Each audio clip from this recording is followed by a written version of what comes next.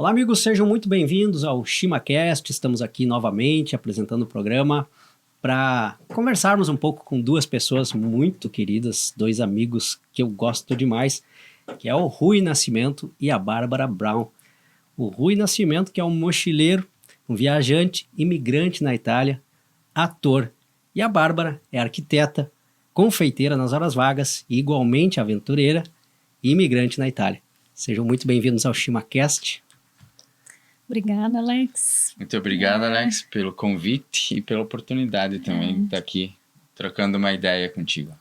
Legal, fiquei muito feliz. Vocês estão passando as férias, dá para dizer assim, no Brasil, né? Vocês que estão morando na Itália atualmente, né? Exato. E quando que vocês chegaram? Como é que tá essa estada aqui no Brasil novamente? Não sei quem que conversa primeiro. Pode falar? Então a gente chegou dia 1º de fevereiro. A gente veio sem a data de volta, porque a gente tinha algumas coisas para resolver aqui. E estamos aí aproveitando para ficar um pouquinho com a família, os amigos, resolvendo algumas coisas de trabalho também, né? Que legal. Bom, mas eu já conheço vocês há algum tempo, mas queria que vocês também fizessem uma apresentação breve de vocês, né? O Rui já trabalhou aqui na cidade de Passo Fundo, você de Não Me Toque, né, Bárbara? Então, queria que vocês falassem um pouquinho de cada um de vocês, para quem ainda não conhece vocês e que depois pode seguir as redes sociais de vocês. Quer começar? Fala. Então, eu sou natural da cidade de Não Me Toque e eu vim para Passo Fundo para cursar faculdade de arquitetura, né? Então, no ano de 2005. E eu me estabeleci aqui depois. Me formei em 2010 e uns anos depois a gente se conheceu. Tu se formou na arquitetura. Na arquitetura, isso na faculdade de arquitetura. E sempre atuando na área, até antes de ir para a Itália. Eu sempre trabalhei com isso aqui. Morei muitos anos em Passo Fundo, morei 10 anos em Passo Fundo, depois voltei para Não Me Toque, tinha escritório em Não Me Toque, atuei trabalhando como arquiteta em Não Me Toque, e nesse meio tempo eu sempre tive uma paixão por confeitaria. Eu tive um negócio lá de confeitaria em Não Me Toque, e depois surgiu essa nossa ideia de viajar, né? A gente sempre gostou muito de viajar. Antes de ir para a Itália, a gente sempre fez algumas viagens, então isso sempre faz parte da nossa vida, né? Eu lembro de uma viagem que vocês fizeram para o Chile. Ainda a gente tinha banda, né? Isso. Para quem não sabe, né, nós tínhamos uma banda, né? Banda de rock. De rock and roll, isso aí. Mas Rui, fala um pouquinho para nós, para o público, né, que vai ver esse vídeo, esse podcast. Quem que é o Rui? O Rui é natural de Passo Fundo, mas vivi grande parte da minha infância em Marau, porque meus avós eram do interior de Marau. Então, sempre que tinha férias, eu tava lá, né? Eu me lembro que uma vez eu cheguei a ficar, acho que uns 2 meses lá, falando com os gringos, voltei falando baranco aqui. O cara muda, né, depois de um tempo. Convivendo só com aquela pessoa, tu acaba pegando o jeito da pessoa falar, né? Então, eu aqui em Passo Fundo fiz faculdade de Direito e um ano antes de eu entrar na faculdade de Direito, eu fiz o concurso para a Brigada. Aí eu fiquei 12 anos na Brigada Militar como soldado. Depois eu passei no concurso da Polícia Civil e fiquei 5 anos na Polícia Civil como inspetor. Aí, depois de 2 anos em licença, quando a gente foi para Itália, né? Aí, de vez, eu pedi exoneração.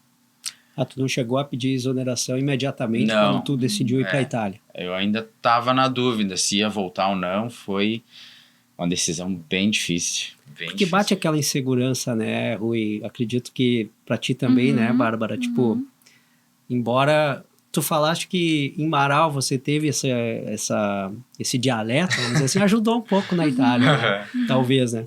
Mas assim, é difícil, né? Uma cultura que muda, né? Drasticamente. Completamente. Então, acho que passa isso pela cabeça, deve ter passado pela cabeça de vocês, se não der certo, Exato. e voltar, né? Com certeza. Mas e aí, então, nessa época da Polícia Civil que a gente se conheceu, né? Rui? Exato. E foi um período muito legal. E eu queria que vocês falassem, então, assim, primeiro dessas primeiras experiências de viagem, se vocês têm alguma lembrança. Eu sei que o Rui tem uma que foi muito legal, virou até matéria, né, Rui? Aquele tour que tu fez com um mochilão, né? Exato. Queria que tu falasse um pouquinho. E que a Bárbara também buscasse na memória alguma viagem que vocês dois fizeram. Talvez essa do Chile, que eu achei muito legal, as fotos que vocês publicaram nas redes sociais. Então, queria que vocês falassem um pouco sobre essas experiências aqui ainda em Passo Fundo, mas nesses ensejos de viagens. Aham. Pode falar. Não, vai tu. Bom, a minha primeira experiência fora do Brasil, eu tinha 17 anos, quando eu fui morar nos Estados Unidos. Essa talvez tu nem sabia. Não, eu lembrava que tu falou em partes que tu morou com uma família americana, e uma frase, uma situação que tu colocou que me chamou muita atenção, que tu tinha curso de inglês, né? Mas que tu foi aprender mesmo lá, né? Na verdade, não. Eu não tinha curso de inglês. Tu não tinha. Eu aprendi lá. Tu aprendeu. Depois que eu voltei, que eu fiz um curso, porque eu aprendi falando, né? Então, a parte da gramática, eu sabia só falar. Agora, claro, sabia escrever, né? Mas a parte da escrita mesmo, né? Correta, da gramática, eu não sabia. Então, eu acabei fazendo um curso. Mas o interessante é que o curso que eu fiz foi mais ou menos 1 ano. Eu entrei no curso como se eu já tivesse feito 4 anos de curso. 4 ou 5, mais ou menos. Esse 1 ano nos Estados Unidos me rendeu 4 ou 5 anos de curso de inglês. Porque tu tinha que falar, né? Tinha que se comunicar. Não, eles não falavam nada em português, nem em espanhol, então tu se obriga, né? E aí lá eu tinha 5 professores, que era o meu patrão, que tinha uns 40 anos, a esposa dele tinha uns 35, tinha um adolescente de 16, uma menina, um guri de 11, uma menina de 8 e um piazinho de 5. E as crianças foram os que mais me ensinaram a falar inglês, né? Então, eu fiquei 1 ano lá. Eu não morava na mesma casa que eles, mas na mesma fazenda, né? Tu mantém contato com eles até hoje? Ou manteve contato por algum tempo? Como é que foi o pós? Pelo menos 1 ano. Olha, na época, nem tinha redes sociais, né? Foi no ano 99 que eu fui, voltei em 2000. Aí a gente se comunicou algumas vezes por carta. Olha aí. E aí a gente ficou uns quantos anos sem contato. Aí depois eu achei eles no Facebook, muitos anos depois. E quando eu fui pra lá em 2018, eu fui eu e mais um casal de amigos. Eles não eram um casal, mas um homem e uma mulher, né? Nós atravessamos os Estados Unidos lá de carro. Aí a gente foi visitar eles. Fazia 19 anos que eu não via eles. Nossa, os meninos, as já eram adultos, já eram né? adultos. Bom, o mais velho já tinha 2 crianças, né? Esse que tinha 16 na época já era pai 2 vezes. Que massa, que legal. E você, Bárbara, que experiência que tu tem para passar para nós essas viagens? Na verdade, eu sempre fui uma pessoa muito caseira, assim, muito ligada às minhas raízes, né? E quando a gente se conheceu, o que me chamava muita atenção no Rui era essa questão, tipo, dele ter essa liberdade, de não se ligar, não ter muita... Ele tem uma ligação muito forte com a família, mas ele sempre foi um espírito muito livre, assim, né? Não se prende muito a um local. Ou a coisas. E isso me chamou muita atenção, assim. E ele me contava muitas experiências quando a gente se conheceu, das viagens, tudo que ele fez, né? E eu achava aquilo muito interessante, assim. E pra mim, que eu era muito do meu local, assim, aquilo... pensei, olha, que legal, né? Essas experiências que ele teve. E o quanto aquilo foi foi impactante aquelas histórias, aquelas aventuras, né? Porque ele teve tem uma bagagem, assim, de viagens bem grande, né? Então, a gente começou a namorar e a gente logo começou a fazer viagens juntos, né? Nossa primeira viagem juntos foi para África do Sul, que é um lugar que não é todo mundo que vai, né? Tipo, normalmente não é um destino, assim, muito cogitado, né? Mas a gente foi muito legal essa viagem. A gente ficou 20 dias, né? Legal, 20 dias. Vocês chegaram a conhecer lá os animais lá que tem? Sim, que legal. Tem muitos parques, né, que tu pode visitar. Reserva nacional, né? Para proteger. Inclusive, inclusive, a gente ficou num parque que ele é... Eu nem sei quantos hectares tem, mas ele é muito grande. É muito grande. E acho que tu pode ir de carro, tu fica uns 5 dias girando, assim, para conhecer todo o parque. E a gente foi lá com um casal de amigos, eles eram sul-africanos. E a gente ficou uma noite hospedada nesse parque. Então, tu ia... Foi, né? Foi uma noite, né?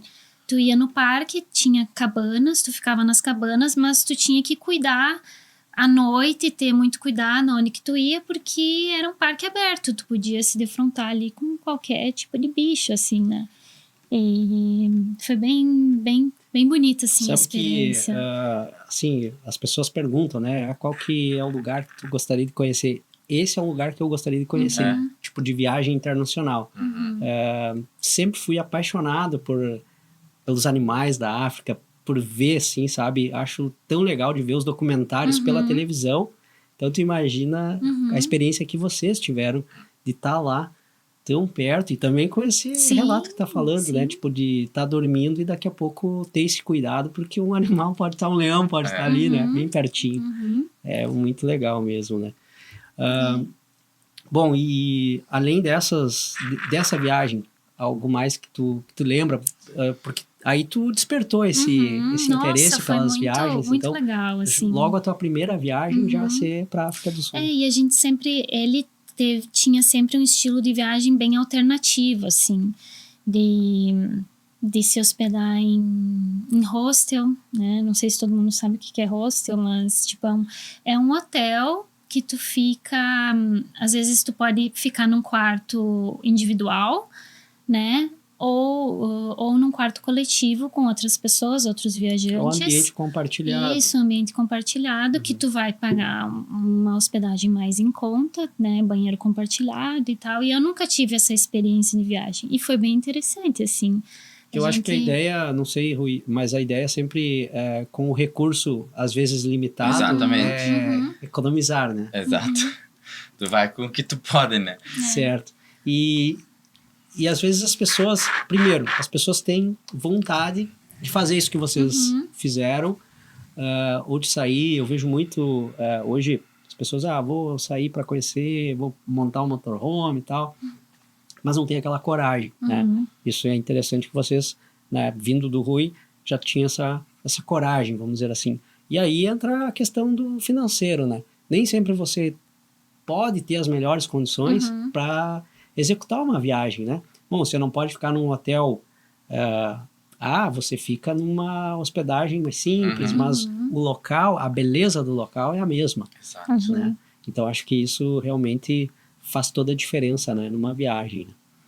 Mas e falando um pouco do mochilão, então, Rui, como é que foi essa outra aventura que tu teve? Então, que tu conheceu quantos países nessa volta que tu deu aí? Na época, eu trabalhava na brigada, né? Eu era soldado, fazia uns 6 anos que eu tava. Aí eu pedi uma licença de 2 anos. A licença, não sei se o pessoal sabe, quando tu é funcionário público, geralmente estadual, municipal, acho que federal também, depois de 5 anos trabalhando no órgão, tu pode tirar uma licença de 2 anos, mas tu não recebe teu salário. O último dia do salário, depois tu não vai mais receber. Só depois quando tu voltar, depois dos 2 anos. Se tu quiser voltar antes, tudo bem, né? Não tem problema. E aí eu fui trabalhar num navio de cruzeiros na América do Norte. Tinha uma amiga minha que estava trabalhando nos bares do navio. E aí eu me joguei, né? Me joguei no mar. Fui num navio de uma empresa americana e fiquei 6 meses trabalhando ali, do Alasca até o Caribe. Foram 2 meses no Alasca. Ai, era frio. Era verão no Alasca. Mas ainda assim, nas montanhas tinha neve e a temperatura máxima que eu vi foi 25 graus. Isso no verão do Alasca, né? E aí, depois a gente foi pro Caribe e tal. Depois dos 6 meses, eu tinha ainda 1 ano e meio, se eu quisesse voltar. Na verdade, a minha ideia era voltar, né? Eu não pensava em não voltar pro Brasil. Aí, eu resolvi fazer esse mochilão. Eu fiz um amigo aí que trabalhou no navio também, e ele saiu do navio e foi pra Austrália. E aí ele me falou, né? Cara, vem pra Austrália aqui, eu te arrumo trabalho certo, né? Só tu vir. Aí acabou meu contrato, eu já tinha outro contrato para ir para Europa, a mesma empresa, mas eu pensei, eu não vou, não tô afim. Porque o navio ia ficar 2 meses no Brasil antes de ir para Europa. E daí eu disse, não, eu já saí quero ter essa experiência fora, não quero ficar 2 meses no Brasil, né? E aí eu fui para Austrália. Aí ele me explicou, vai para Nova Zelândia, pede o visto de turista e vem para Austrália. Aí eu fui para Nova Zelândia, fiquei 15 dias ali, conheci um pouco Auckland e fui para Austrália. E lá eu fiquei 6 meses, daí trabalhava lá como servente de pedreiro. De segunda a segunda a sexta, e aí no sábado trabalhava com mudança, fazia mudança. Tinha um pessoal lá que tinha caminhão de mudança e eu trabalhava com eles. Tipo, era pegar o que aparecesse para poder se manter. Exatamente. E a mão de obra, assim, ela ainda é muito... Como que eu posso falar? Ela é muito... É precisa, é muito carente, Sim. né? Em alguns países, né, Rui? Eu acho que é fácil de arrumar trabalho, né? Para quem, ainda para quem é imigrante, né? Que chega lá... Mas também tem que ter algum conhecido. Como é que é essa parte de chegar no país, assim? Se tu tiver um conhecido, facilita, com certeza. Mas hoje em dia, com a internet, tu entra nos sites de emprego e aí vai ter milhares de ofertas de emprego, né? Tu vai... te candidata e... Aquilo que tu souber fazer ou aquilo que tu quiser fazer, né? E aí, hoje com a internet tá muito mais fácil. Né? Certo. Nessa época que tu foi... Tinha ainda, mas não era que nem é hoje, né? Na época foi 2010... Aí esse meu amigo que viu, mas procurou na internet, ele disse, tem esse lugar aqui, eles estão precisando, chega lá e se apresenta, né, que ele já vai começar a trabalhar. E tu ficou quanto tempo lá na Austrália? Eu fiquei 6 meses na Austrália. Eu já falava inglês, né, porque eu já tinha aprendido nos Estados Unidos, então... Aí tu se virava... Quanto a isso, tava... Bem para comunicar. Sim, tranquilo. Legal. E... o que tu conta para nós aí de mais marcante aí dessa experiência na Austrália? Na Austrália? Os cangurus. Eu fiquei mais... Eu não fui naquela parte do deserto australiano. Não chegou aí lá. Não, que era bem longe de onde eu tava. Eu fiquei em Sydney e essa parte já é mais na metade da Austrália, né? E para viajar, eu até tinha feito as contas depois, né? Para viajar na Austrália não é tão barato assim. Então, com o valor que eu fosse, por exemplo, viajar 1 mês na Austrália, eu ficava 3 meses viajando na Ásia. Então, eu disse, não, eu vou para a Ásia. Aí eu fiquei no Camboja, Tailândia e Laos. Fiquei 1 mês ali, né, entre esses 3 países. Mas respondendo a tua pergunta, o que foi... Cara, é difícil dizer o que é mais legal, porque tu tá em outro país, por mais que eu já tivesse morado nos Estados Unidos, já tinha viajado para outros lugares, cada país é diferente, sabe? Não, é difícil tu dizer o que é mais legal. Cada povo tem o seu jeito, né? Exato. A sua maneira de viver, né? E com o turista, assim, o que tu sentiu... Não só na Austrália, mas em outro país, assim, esse tratamento com o estrangeiro. Sim. Né? Não como turista, porque tu não foi lá somente a passeio, tu foi para trabalhar mesmo. Exato. Como é que é o tratamento, assim? Encontrou alguma dificuldade nessa questão? de algum preconceito, alguma coisa nessa caminhada? Aham. Não, cara, nunca tive problema nenhum. Pelo contrário, a ideia de que o estrangeiro tem preconceito com o brasileiro é do brasileiro que nunca foi pra fora. Porque, não vou dizer que não tenha, em determinados lugares vai ter, assim como tem no Brasil às vezes, né? Mas o momento que tu fala que tu é brasileiro, as pessoas já abrem um sorriso no rosto. Isso aí. Todo mundo que eu conheci o Pelé. Então o Pelé é o brasileiro mais famoso do mundo. Olha aí. Pelo legal. menos- Isso desde a criança até o idoso. Todo mundo conhecia o Pelé. Não sei hoje como é que tá. Talvez não tanto, né? Mas o Pelé Era uma referência de brasileiro. referência no Brasil, exato. E porque eles têm a visão que o Brasil é um país, o povo é alegre, todo mundo, né? Eles acham que todo mundo mora na praia, todo mundo é feliz, todo mundo... Todo mundo samba. Exato. E aí, até quando tu fala que tu... Ah, de onde é que tu é? Brasil. Ah, tu é do Rio? Primeira coisa que vão perguntar, se tu mora no Rio Ou São Paulo. Ou São Paulo, segunda opção. Disse, não, eu moro a 2.000 quilômetros do Rio. Eu falo, nossa, sim, lá onde eu moro neva às vezes. Porque é uma coisa que não se vê lá fora, né? O pessoal, por exemplo, a maioria não sabe que o sul do Brasil foi colonizado por europeus, né? Europeus no sentido italianos, alemães, holandeses, né? Poloneses. Na própria Itália, muitos italianos nem sonham que teve milhões de imigrantes do norte da Itália que foram para o sul do Brasil ou para o sul da América, né? No caso, a Argentina, Uruguai, Chile também, né? Então, eles têm o brasileiro, eles têm assim, o brasileiro é mulato, né? Tanto que quando a gente está junto, eu sou um pouco mais escuro. Eles perguntam, mas ela também é brasileira? Por ter a pele mais clara, sabe? Porque na cabeça deles o brasileiro é todo brasileiro é mulato, né? Porque geralmente o que aparece é o Rio Carnaval.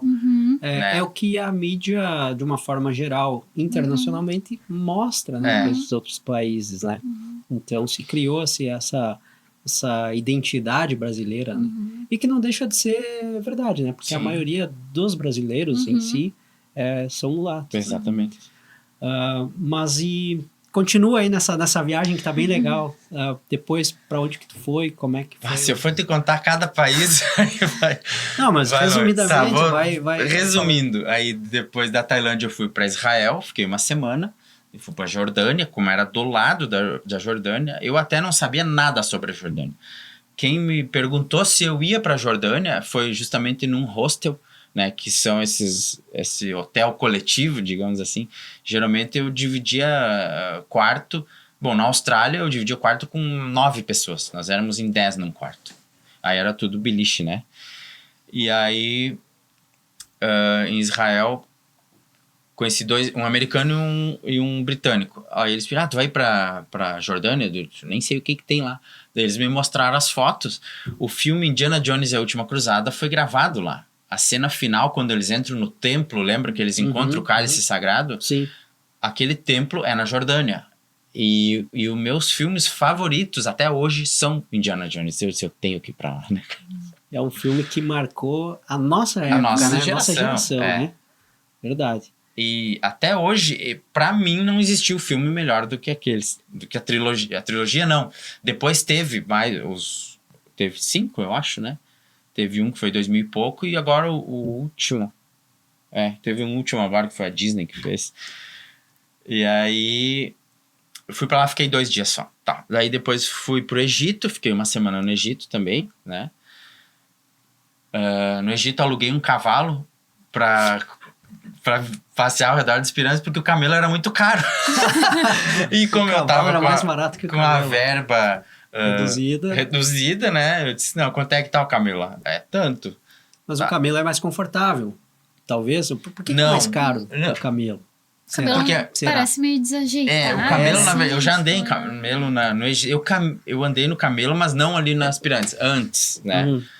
O camelo é engraçado, porque tu vai assim, é que nem tu vê nos filmes, sabe? Tu vai andando, ele vai fazendo isso aqui, né? E quando ele corre, tu vai pulando, né? Que nem o trote do cavalo, sabe? Então não é muito confortável. Só que é aquela coisa, quando na vida que tu vai andar num camelo? É lá, né? Sim, é pela experiência. Pela experiência. Certo. Mas enfim, eu lembro que o cavalo eu paguei $30 pra poder... Na época era mais ou menos R$2 o dólar. Então, não era tanto, mas ainda era caro na época. E o camelo devia ser no mínimo uns 50, então eu optei pelo cavalo. Pelo velho amigo do gaúcho, né? O cavalo é o companheiro do gaúcho. Mas e Israel também, né? Uma cidade, assim, um país, né, Rui? Tu esteve em Jerusalém ou não? Sim, eu fiquei hospedado em Jerusalém. A cidade santa, né? Então, é uma cidade de todas as religiões, onde se mistura judaísmo, cristianismo, islamismo também. O que tu tem para contar de Israel? Bom, na época não estava em conflito, né? Fazia já 6 anos que não tinha conflito e eu tive a sorte de não ter enquanto eu estava lá também. Eu lembro que 2 meses depois que eu saí de lá teve um conflito. Interessante, lá o sistema de segurança é muito rigoroso. E eu tinha comprado uma espada na Tailândia, uma réplica. Era mais ou menos desse tamanho, assim, uns 50 centímetros. E eu não queria mandar pro Brasil porque ia ser caro. Eu pedi uma espada da Tailândia pro Brasil. Eu disse, eu vou com ela, vou levando ela até onde eu consigo, né, cara? E se precisar, vão me defender, né? Também, né? Com uma espada. E aí, quando eu fui entrar no aeroporto, é tranquilo porque tu despacha, ela vai dentro do avião, tu não tem acesso, né? Vai no bagageiro do avião. Não sei se é esse o nome que chama, bagageiro. E... No porão. Só que é no porão. E aí, quando tu desembarca, tu vai lá, pega a tua mala, né? No caso, eu tinha uma mochila. Eu não viajei de mala. Sempre uma mochila nas costas e outra na frente, né? E aí, eu vou ficar de olho, ver se o cara vai estar olhando, né? No raio-x a hora que a espada entrar. E pode ser que ele vai confiscar isso aqui, mas é o risco que eu resolvi correr. E o cara não tava olhando pro raio-x. Ele tava distraído, não sei se ele tava conversando com alguém, e eu olhei a espada e passou. Eu disse, tranquilo, né? Eu peguei, botei nas costas e fui. Só que quando eu fui pegar o ônibus para ir pro sul de Israel, que daí eu ia pra Jordânia, aí lá nas rodoviárias, todas as bagagens passam por raio-x também, né? Pelo risco de atentados e tal. E aí o policial viu a minha espada e ele me chamou num canto. Primeira coisa ele pediu assim, da onde que tu é? Quando eu falei Brasil, ele teve um alívio, sabe? Ele chegou assim, ele sabia que um brasileiro não ia cometer um atentado, né? Certo. E aí ele disse, tá, a gente sabe que tu não vai fazer nada com isso, mas assim, como é que tu conseguiu entrar com essa espada aqui? Ele pediu, da onde que eu vim da Tailândia com ela. Ele disse, e tu entrou aqui com ela? Eu, sim. E deu, não sei como que isso aconteceu, mas tu não poderia estar com essa espada aqui, ó. Nós vamos deixar tu ir porque a gente sabe que tu não vai fazer nada, né? Daí ele me liberou a espada. Todo sistema tem uma falha, né? Tipo, o cara virou pro lado, passou. Exatamente. E aí eu vinha ter problema de novo tu trouxe essa espada, né? Sim. Depois tinha na tua casa. Essa específica eu dei pro meu irmão. Mas aí quando eu fui pra Roma, só fazer rapidinho até chegar em Roma, daí saí do Egito, fui pra Grécia, fiquei uma semana na Grécia, daí eu fui pra Sérvia de trem, que eu tinha uns amigos que tinham uma banda de rock no navio, eu fiz amizade com eles eram todos da Sérvia. Aí eu fiquei 1 mês na Sérvia, na época era frio, eu lembro que eu vi 14 ou 15 graus negativos aí. Uau! Muito legal. Frio que tu nunca encontrou no Rio Grande do Sul. No Rio Grande do Sul não, mas nos Estados Unidos eu tinha visto um frio de 22 graus negativo. Eu tive a impressão, só para fazer um parênteses, que depois dos 10 negativo é tudo igual. Tu nem sente Tu mais. já não né? sente mais. É uma coisa assim. Mas é difícil, É né? De muito você se locomover, de você fazer as coisas também, né? Tipo, aqui, né? Dando 0 grau, a gente já fica o friozão, imagina -10, né? E aí, da Sérvia, daí eu fui pra Itália. Fiquei também uma semana na Itália. E aí eu comprei uma espada romana. Uma réplica, né? Mas era uma espada. E aí, depois eu fui pra França. E quando eu fui passar da França pra Inglaterra, eu fui de trem, que tem aquele trem subterrâneo que passa por baixo do mar, né? Que liga Paris com Londres. E aí, os caras não deixaram eu entrar com a espada. Porque não... Até tinha o bagageiro do trem, né? O porão, enfim. Só que era uma burocracia pra despachar e tal. E eles não iam querer deixar eu entrar, né? Com aquela espada. Tanto que não deixaram. E aí eles disseram, ó... Tu mora onde? Eles pediram. Eu moro no Brasil. E tu não tem passagem de volta pro Brasil. Eu falei, não, porque eu não sei quando eu vou voltar. Eu vou voltar da Inglaterra pra França, né? Depois.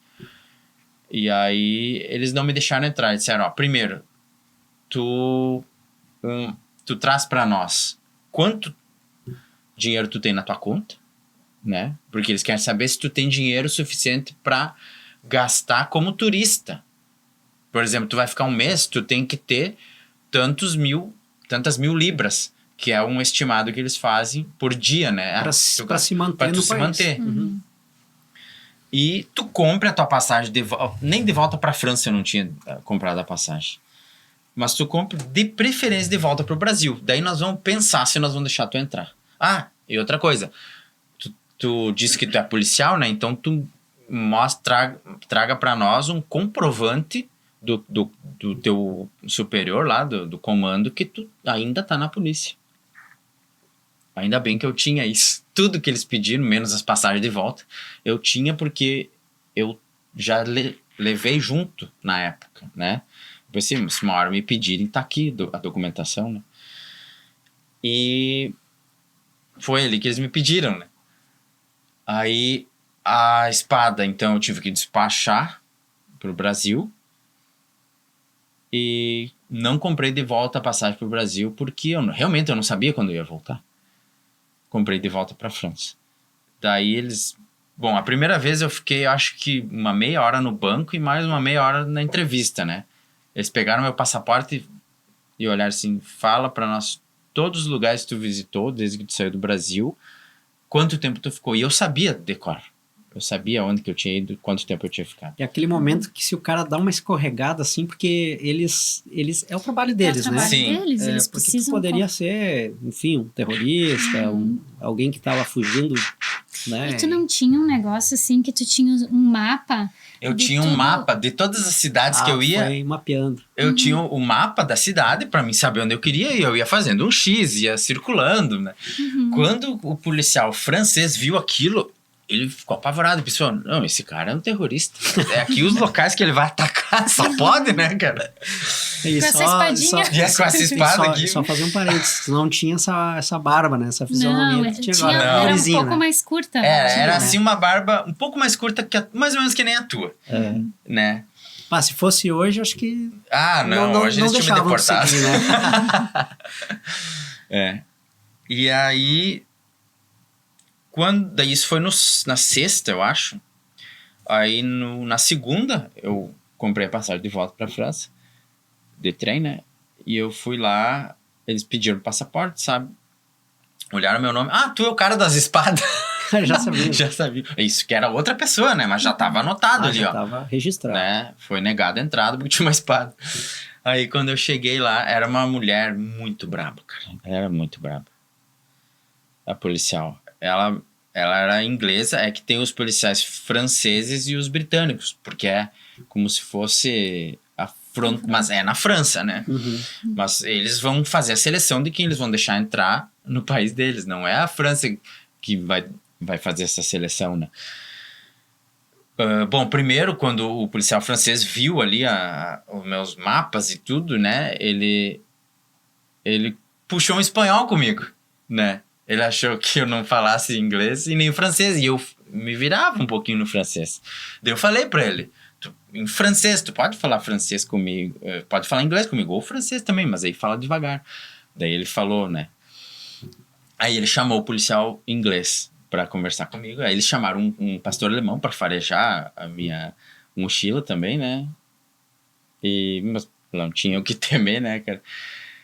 Aí eles deixaram eu entrar. Depois de mais uma meia hora de conversa num quartinho, devia ter o espelho lá. Agora não me lembro, mas eu acho que tinha, onde alguém lá do lado de fora ficava me observando. Ficava né? olhando os trejeitos, né? Depois tem que contar a história da Sérvia, né? Tem uma outra história de uma outra viagem. Enfim, fui pra Inglaterra e fiquei lá 3 semanas. Daí. Aí conheci Londres, conheci várias cidades ali ao redor. E essas pequenas estadias que tu tinha, trabalho. Tu pegava, eu não tava trabalhando. Aí tu não tava trabalhando. Tipo, tu só tinha uma reserva em dinheiro. Uma boa de uma reserva, porque... E aí você estava turistando mesmo. Exato. Tipo, no navio, eu consegui... Na época, eu ganhava uns 1.200, 1.300 dólares por mês. Hoje ganha bem mais. Na época, eu ganhava uns 1.300 e eu guardava 1.000 por mês limpo. Então, quando eu saí... Em 6 meses, eu tinha 6.000 dólares limpo. Aí eu fui para a Austrália, eu juntei mais 6.000 dólares trabalhando lá. Então, eu tinha, na época... Eu devia ter uns 10.000 dólares para poder fazer essa viagem. Então, eu tava muito tranquilo. Não ia me faltar dinheiro, sabe? E aí, quando eu saí, eu não tinha nada. Eu saí com... Na verdade, eu acho que eu devia ter uns 400 dólares quando eu saí do Brasil, sabe? E aí, eu também ficava nas hospedagens mais baratas que eu conseguia, né? E em alguns lugares, eu ficava na casa de estrangeiro, para mim, de morador local, né? Que tem um site, hoje já tá bem mais fraco, mas na época tava em alta, se chama Couchsurfing. Couchsurfing quer dizer surfando no sofá. Então a pessoa te emprestava um sofá para te dormir na casa dela.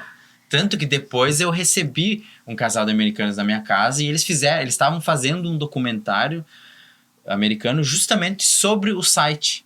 E aí eles ficaram um final de semana ali em casa e eu também encaminhei para eles ficar num amigo meu em Porto Alegre, sabe? E eles fizeram um documentário sobre esse tipo de hospedagem. Né? Que legal. Que aí tu não precisa pagar, né? Tipo, tu fica assim, na casa... all free.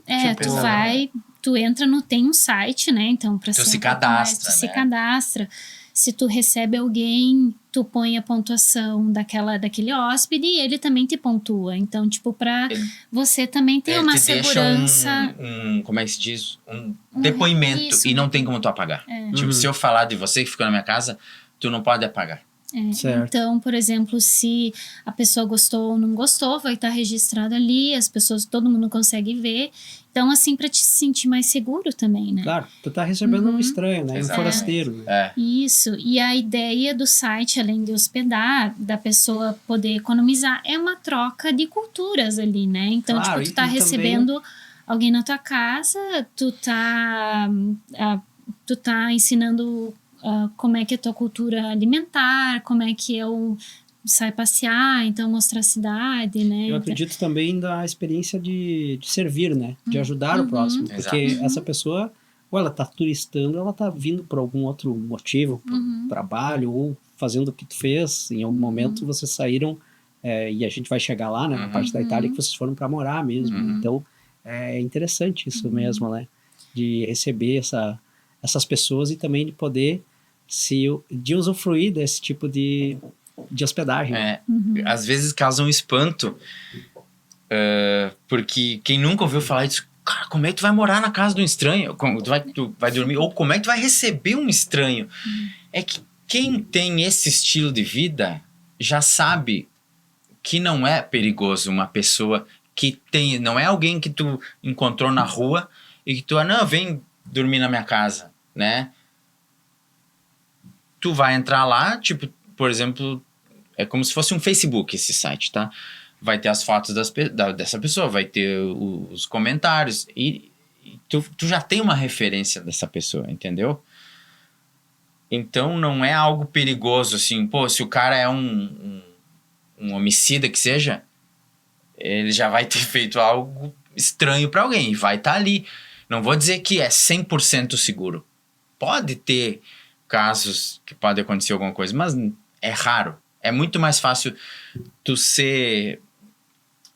ter algum problema com alguém na tua própria cidade, sofrer um assalto, um sequestro, do que com um estranho de outro país. Entende? Certo. A probabilidade é muito maior de onde tu mora acontecer alguma coisa contigo, né? Pelo menos em termos de Brasil, né? Uhum. E nessas experiências então que tu teve na Inglaterra, tu ficou então nessa modalidade de acomodação aí, de morar com... Não só na Inglaterra, na verdade. Na Inglaterra, na Itália, na França, na Grécia, em vários países. Que legal. E aí foi o ponto final da tua viagem? Ou da Inglaterra, Da Inglaterra eu voltei pra França e depois vim pro Brasil, né? Ah, tá. Que aí já fazia quase 2 anos que eu tava fora.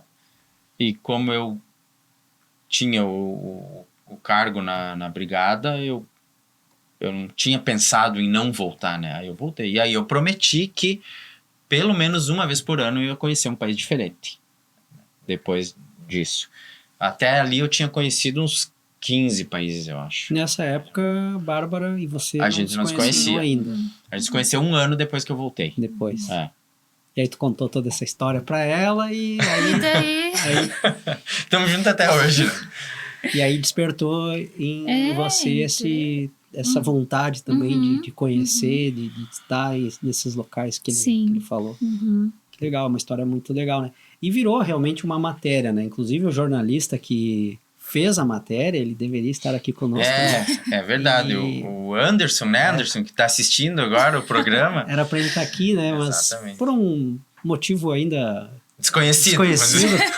Motivo de força maior, né? Ele não está aqui, ele ia contar né, essa história também junto contigo. Essa, na verdade, foi a segunda matéria que saiu. A primeira foi logo que eu voltei. Aí eu era amigo do Álvaro Enks. O Álvaro, um abraço pro Álvaro. Um abraço, Álvaro, grande jornalista, né? E aí o Álvaro trabalhava na Diário da Manhã. E ele disse, olha, Rui, tem uma amiga minha que trabalha na parte da cultura, que eu falei de ti e ela quer ver se tu quer fazer uma matéria. E daí ela fez uma matéria sobre essa história aí de eu ter ficado esse tempo Álvaro mochilando. Que a gente tocou na festa de aniversário dele, né? Exatamente. Com a banda. Né? Tinha a banda na época. Foi bacana também. Pra né? te ver como a música também envolve e te abre portas, né, cara? Tu acaba conhecendo... Tu conheceu ele lá, né? Conheci ele lá. O Álvaro claro, lá. Claro. A Bárbara eu conheci porque na época eu tinha uma banda com um colega dela de faculdade. E daí através dele que eu conheci ela. A música ela tem esse viés, né, de fazer essa reunião de pessoas, de promover a alegria, né? Então, aquela oportunidade, né, realmente que a gente foi na casa do Álvaro, de lá para cá, encontro ele e sempre a gente conversa, a gente já fez eventos juntos, então ficou uma amizade, né? Que legal. Desde aquela época lá. Bacana. Bom, então essa foi a segunda matéria e aí tu foi... Aí entra o Anderson também na história, né? Que através do Anderson que eu te conheci. Que a gente tinha banda junto, né? Isso. E aí, por isso vocês estão aqui hoje também, enriquecendo essa nossa conversa. Eu queria falar também que o ChimaCast, ele tem o apoio, né? Da Barão. Porque aqui a gente sempre toma um bom chimarrão, sempre com o apoio da Barão. Um abraço pro pessoal da Barão que está apoiando o ChimaCast. Fazer um parênteses, só perguntar, como é que é para encontrar erva mate lá na Itália hoje? Tipo... Vocês estavam falando antes em off, né? Não é muito fácil. Mas assim, existem mercados especializados, mercados para estrangeiros, né? Que tem muito produto estrangeiro, a gente encontra. E ultimamente a gente foi num restaurante brasileiro lá em Roma. E aí a gente conseguiu encontrar, inclusive da Barão. Olha aí. Da Barão. Então, não foi difícil, assim, né? Mas só em cidades grandes. Nos grandes centros. Nos grandes só grandes centros.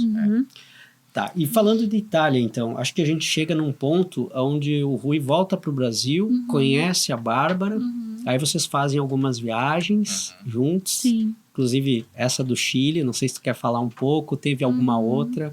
falou da África do Sul, que foi a primeira juntos, né, que Isso. vocês fizeram.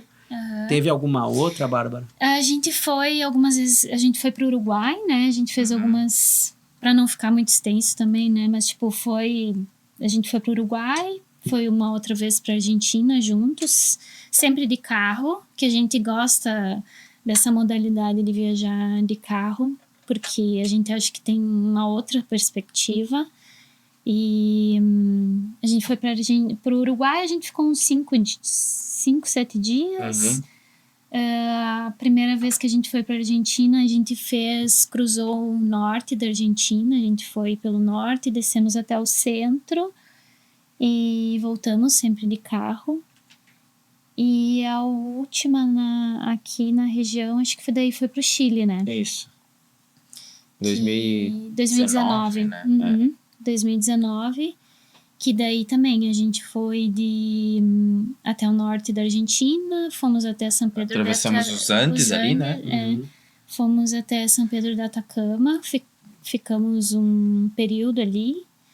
Vocês estiveram num deserto lá, Deserto do Atacama. não tem um local que é, tipo, é um deserto de sal? Deserto de sal, Vocês foram? Nesse a gente não foi. Na Argentina, a gente foi no deserto de sal, no norte também. Isso, né? mas o deserto que tu deve estar falando é o de Salar de Uyuni, que é na Bolívia. Que esse é gigante, é muito grande, né? Porque eu lembro que você mostrou algumas fotos na ocasião e você mencionou que tinha aquele local em específico era sal. Isso. Eu lembro disso, assim. E, bom, depois, essa foi a última viagem ou não? Aqui ainda residindo no Brasil? Sim, acho que internacional sim, né? Acho que foi essa mochila. Sim, acho que foi. 2019. Porque daí depois deu o Covid. Deu a pandemia, meio que parou tudo, Daí parou tudo tudo, travou, né? E vocês estavam naquela sistemática, trabalho, casa, né? Esse período que a gente saía viajar eram férias, né? Quando a gente tirava férias do trabalho, daí a gente ia viajar, né? Então vocês combinavam, faziam aquela excursão, né? Aquela viagem. E o que motivou vocês, assim, a parar e pensar assim, pô, vamos embora definitivamente, que hoje vocês residem na Itália. Vocês estão agora fazendo férias no Brasil, né? Uma coisa até então inédita. Férias no Brasil. Exato. O que motivou vocês, assim, a pensar nisso? Primeiro, a Bárbara tem ancestralidade, né? Italiana, tem a origem italiana, o Rui também. Queria que vocês falassem isso, de como que surgiu essa vontade e como que vocês buscaram a cidadania também. Eu acho que foi mais ou menos em 2014, numa conversa que a gente tinha, o Rui falou, né, nós temos a descendência italiana, tu já pensou alguma vez fazer cidadania e tal? Eu falei, não, né, por que eu vou fazer cidadania, né, tipo... Daí eu, sabe, ele me falou aquilo e aquilo ficou na minha cabeça, assim. E aí eu pedi dele, né, se ele tinha vontade, enfim, de fazer. Ele falou, olha, de repente, mas é que não tem todo, né, por que tu vai fazer se tu não pensa em morar, né, era só pra viajar, né. Mas aquilo ali ficou na minha cabeça e eu comecei a pesquisar muito sobre quais eram os vieses que a gente poderia fazer, assim, do processo, né, para fazer cidadania. E eu sou tenho descendência a partir da minha mãe, né, descendência italiana, do meu pai alemã, e eu comecei a pesquisar por essas duas vias, assim, né, mas eu achei mais viável fazer pela parte italiana, assim, que eu via que era um pouco mais fácil, sabe? Então, eu comecei a pesquisar quais eram as vias que eu poderia fazer, porque hoje tu pode fazer a tua cidadania, tem 3 modos, assim, que tu pode fazer. É via consulado no Brasil, né? Que tu entra a partir do consulado italiano no Brasil, tu junta todos os teus papéis, fazendo a comprovação, tu envia consulado. Tem a segunda possibilidade, que seria via judicial, que é é como se tu entrasse com um processo contra o consulado brasileiro, contra a demora, porque hoje em dia, pelo menos no Rio Grande do Sul, demora uns 10 anos, né? 12 anos. Nossa, é muito para tempo. te poder concluir, né, o processo. E então a via judicial, ela corta esse período, daí tu tem que contratar um advogado que faz esse processo. Esse processo corre lá na Itália, né? Isso, o processo vai correr na Itália. Ou pela via administrativa, que tu é o teu representante do teu processo, mas tu precisa residir na Itália e tu precisa fazer o teu processo na Itália, né? E aí eu pensei eu achei muito interessante a via administrativa, porque tu poderia residir na Itália, viver um período na Itália enquanto tu estaria fazendo esse processo e conhecer ali, né? E entre as possibilidades, eu não pensaria em esperar 10 anos, né, que seria via consulado.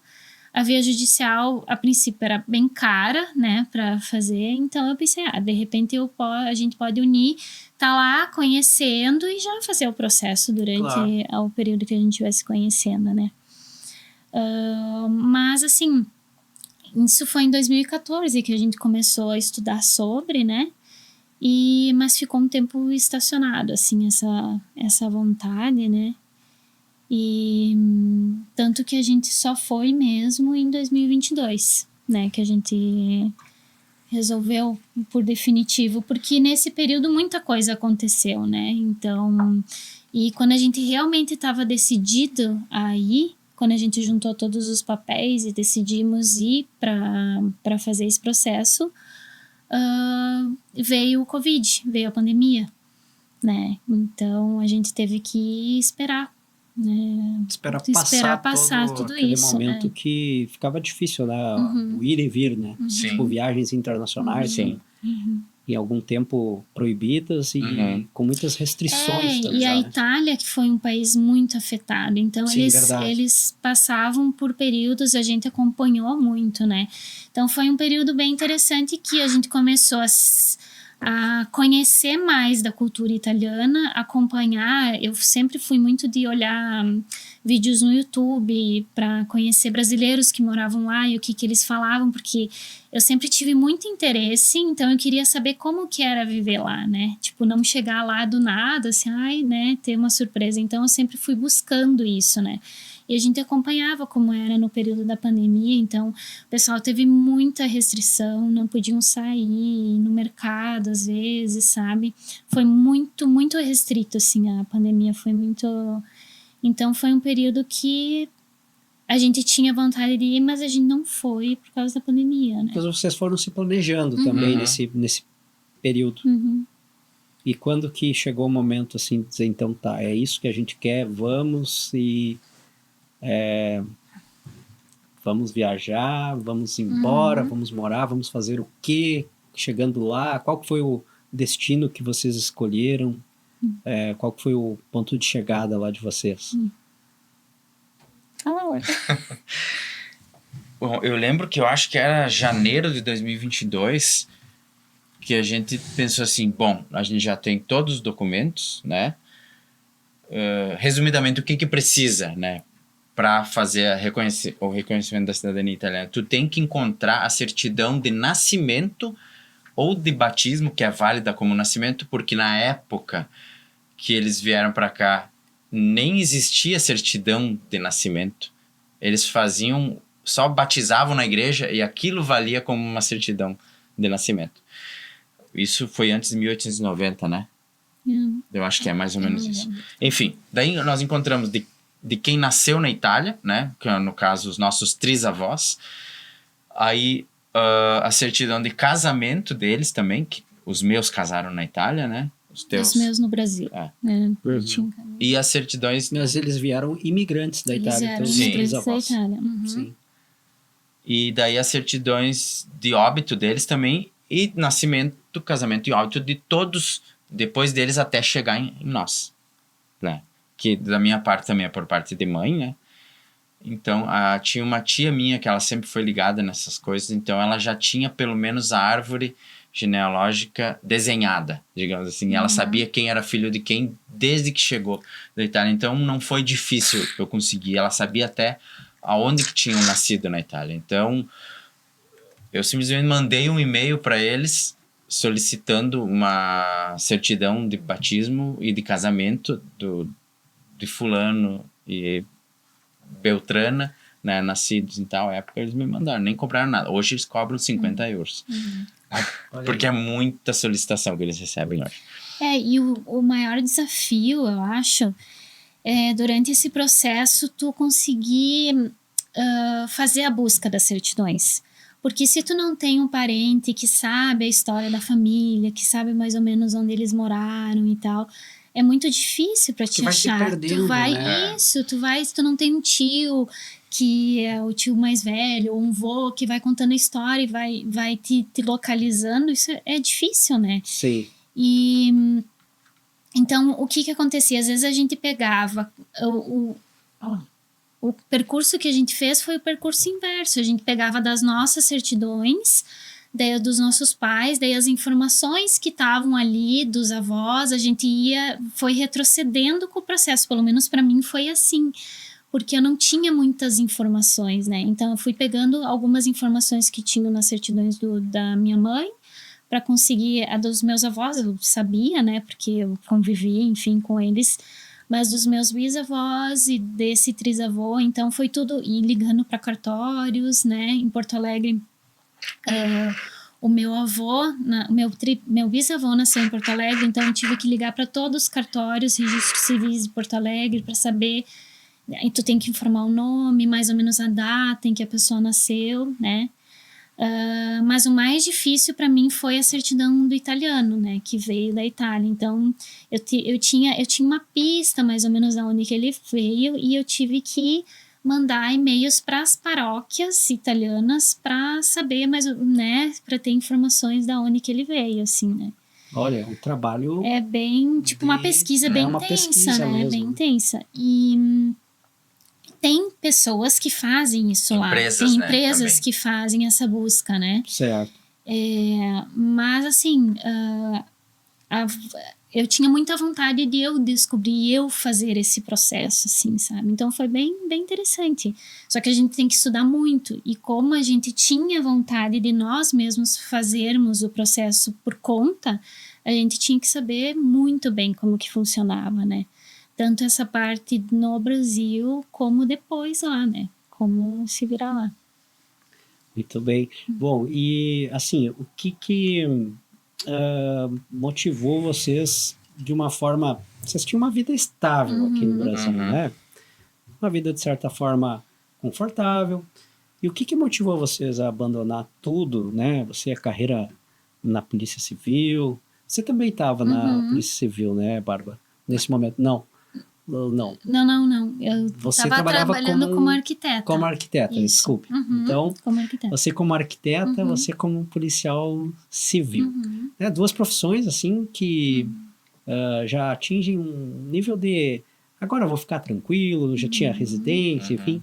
Por que largar tudo? Por que ir para essa cultura? Claro que tem a ancestralidade e tudo, mas por que essa busca pelo novo? Eu acho que, assim, pela aventura, né? Que acho que é uma coisa que motivou bastante. E, às vezes, uma certa insatisfação, né? Tipo, um sentimento, assim, de... eu quero conhecer o que tem. Aqui não tá legal. O que tem fora, assim, sabe? A gente sempre foi de viajar e a gente sempre ouvia, assim, pessoal que morava fora, da possibilidade de viajar, de ter mais acesso a outros países, sabe? Até porque, eu não sei se vocês viveram isso na Itália ou não, mas a Europa, um país é muito próximo do outro, né? Então você pode conhecer muito mais rápido do que aqui no Brasil, por exemplo, né? É tudo muito distante, muito longe. Né? Então isso, de fato, vocês foi uma das coisas, assim, que mais nos motivava, assim, né? A questão da segurança também, né?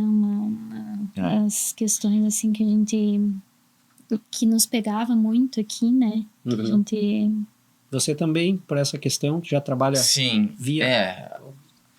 ainda mais que trabalhando na área de segurança, tu vê o quão violento realmente é o Brasil.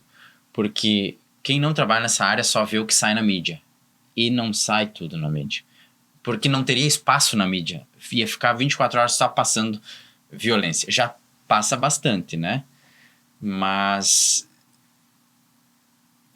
é perigoso, sabe? Se tu for ver, comparando, ainda mais agora, comparando o Brasil com a Europa, isso que, por exemplo, Roma tem bastante batedor de carteira.